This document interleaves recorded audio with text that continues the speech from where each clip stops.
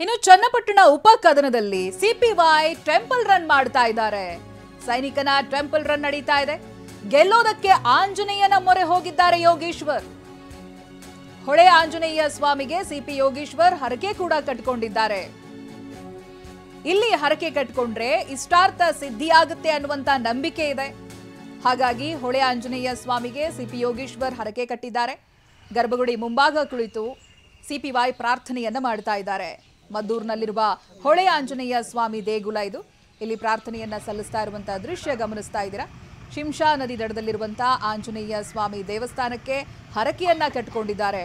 5 ಬಾರಿ ಶಾಸಕರಾಗಿರುವಂತಹ ಸಿಪಿವೈ ಈ ಬಾರಿ ಗೆದ್ದೇ ಗೆಲ್ಲಬೇಕು ಅಂತ ಪಕ್ಷ ಕೂಡ ಬದಲಾಯಿಸಿದ್ರು. ಎಂಎಲ್ಸಿ ಸ್ಥಾನಕ್ಕೂ ರಾಜೀನಾಮೆಯನ್ನ ಕೊಟ್ಟರು. ಇದೀಗ ಮತ್ತೆ ಪಟ್ಟ ಏರೋದಕ್ಕೆ ದೇವರ ಮೊರೆಯನ್ನ ಹೋಗಿದ್ದಾರೆ.